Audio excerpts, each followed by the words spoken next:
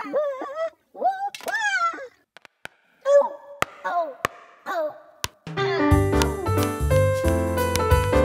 now, it's time for another Dice Tower review with Tom Vasel.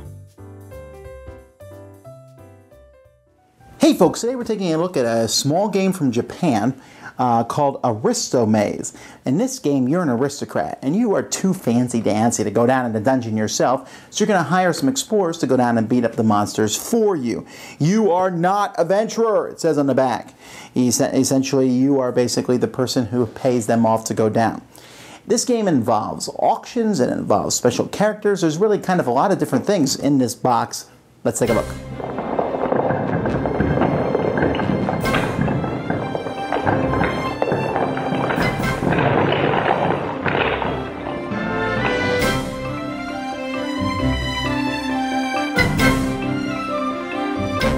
There's a lot of different pieces and things going on in this game. First of all, we'll take a look here. This is where you basically keep track of victory points. Then each player has their own board, which comes with a player shield. And the player shield's actually notched because you're going to be keeping part of your board hidden, and then you're going to slide it down and keep the next part hidden and so on. And I'll explain that in a moment. And then down here, there's going to be 12 characters out of 16. I'm showing you all 16, but you're going to randomly have 12 of them out here on the board. And then each round of the game, you're going to make a dungeon. Now, the dungeon is kind of where things are interesting. You're going to make this dungeon out of random cards, and you'll notice they have different backs to them. Each of these backs shows you what could possibly be on the other side of the card. So you'll note here that there's a couple treasures, a vampire, a zombie, skeleton or ghost, or shadow or ghost could be on the other side of this, so we flip it over, and lo and behold, it's a vampire. So you're going to form this dungeon, and there's different floors 1 through 8. You'll put markers there, and players are going to try to recruit a party that's going to go as far down in this dungeon as they possibly can. Now, for players to beat a certain dungeon or to get to a certain level, treasures, this is a treasure, are easy enough. That's not a problem. But if you have a monster, let's say this lesser demon here, this guy is going to basically take out 1 of your spirit points and 2 of your hit points. Your party needs to have at least 3 hit points and 2 spirit points to get by this guy. So how do you do that? Well, the game takes place over a round, and over the course of a round, the first thing players are going to do is they're going to get 12 coins every round, as well as a double-sided influence token, a double value influence token. Players can save the money from round to round, but they're going to use the money. The first thing they're going to do in each round is players are going to secretly bid on the different floors with some of their money, or all their money, I don't know, whatever. The player who bids the most on each floor, and if it's a tie, each player involved in that tie gets to do it. They get to look at a dungeon card. So let's say I bid on floor number 5, because I really want to see what's on the other side of this special card. These special cards do different things. I can look at that secretly if I'm the one who bid the most money.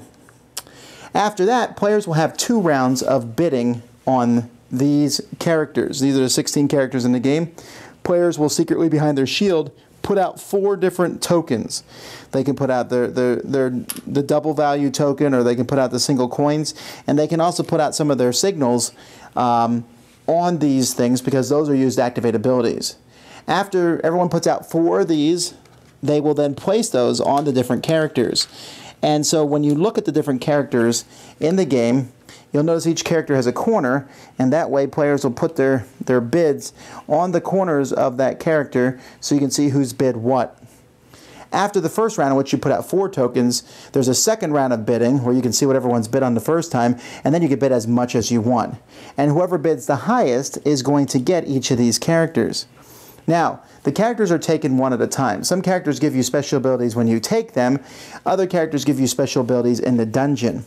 Some characters give you a special ability that only works if you've used one of your signal pieces. For example here, this guy is going to provide 2 hit points to your party and 1 magic point. But if you put your special token on him, then the hit point of your party becomes infinity. So you don't have to worry about hit points at all, although other things can hurt you.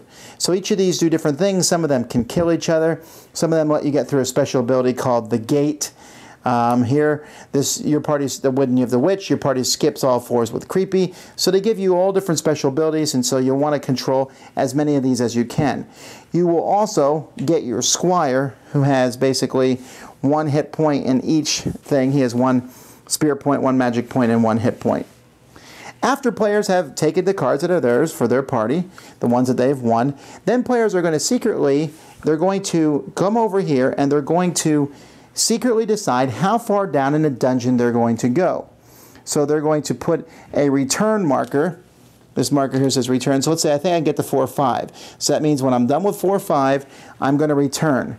Each player also has a skip marker, and one of the guys gives you a second one. You can pick 1 4 that you will skip completely. Once everyone has done that and reveals, then you simply reveal the dungeon. And you need to, let's say I said I was going to go to 4 or 5 here, and I have, let's say I have the wizard, the knight, and the priestess, and my squire. Actually, no, let me take the hermit too. So here I have these. This gives me 2 spirit points, 4 magic points, and 4 hit points. So I turn over the first thing. Hooray, it's a treasure.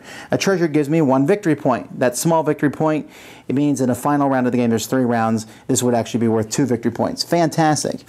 Here, I fight a lesser demon who does 2 hit points and 1 life point. Well, I have 4, and I have 2 life points. So 2 of my hit points are gone, and 1 of my life points is gone. And I beat him, which is worth a victory point. Hooray. Then I get to the third floor. I don't have to worry about this demon because I've skipped the third floor completely. If it had been a treasure, though, I would have been sad. Here, this takes out 3 more hit points, 3 more magic points, and 1 spirit point. So because of that, I am returning to the surface. I lost it. I don't get anything. See, you don't get anything unless you actually make it back to the surface. And so I would have done it after turn 5. So if you're not confident, you can turn around on 4-1. But the farther down the different 4s, you'll notice that when you get down to 4, 4 gives you a victory point, 6 and 8 gives you 2 victory points if you make it all the way to the bottom. So you have to figure out which 4s to skip and make sure you have enough people to get down as far as you can. Also, knowing information about the 4s with the auction can be useful too.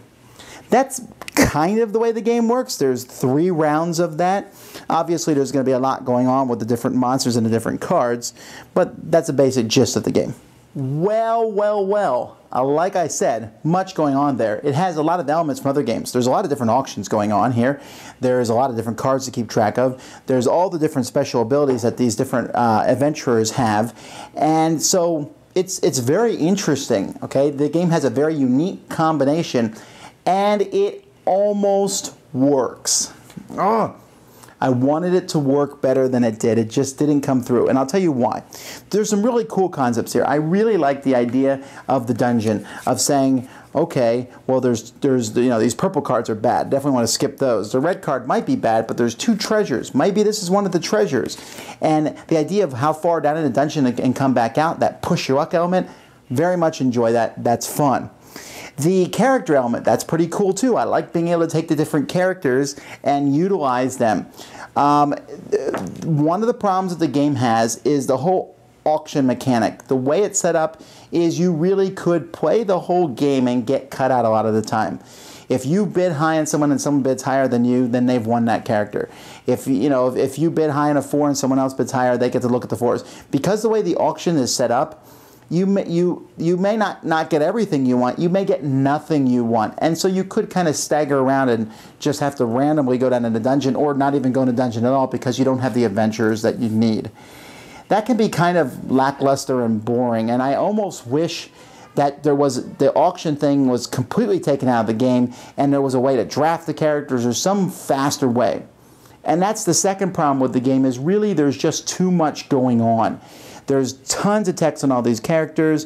There's when you look at these characters, it's cool that it tells you all the stats of the monsters on the back, but that's a lot of information to go through. And so you're looking and you're checking the characters, and you have to use your special shield symbol to activate the characters, which is the third flaw of the game, because that's a really cool thing to activate them. But if you put this out and someone else wins the character, you've wasted this, and you have 3 of them for the game. I think it'd be better if you could put them out every round, and then you could activate these special abilities. So many of the special abilities are never activated at all, which is really kind of a shame, because that seems like that would be the focus of the game. Now, it seems like I'm kind of bagging on this game, and the components are okay. The artwork is interesting. It's that anime artwork, and it works okay. The monsters look bad. The heroes look almost cute, which I don't think is where this game should have headed. But anyway, the thing is, I've been bagging a lot on the game, but I liked a lot of the aspects. I like hiring a group of people and taking them down and seeing how far they can get, pushing your luck, knowing which floor to skip. That's some really cool stuff right there. It's just that there was so much going on, and when we were done, it kind of felt that good chunks of it were almost too randomized or too much, oh, I didn't bid high enough here, well, I just basically lost the game on that one small action, and just information to process everywhere. This game, if streamlined, could be a really good game, a very excellent game, but it needs streamlining. There's a bunch of things that could be cut.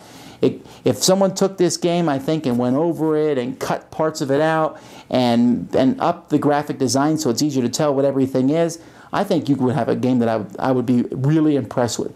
As it is now, it feels like it's 75% finished and a bit overwhelming with information that doesn't pay out in fun quotient. So, it's an interesting idea. Gameplay's okay, but it could have been much, much better with a little bit more refinement.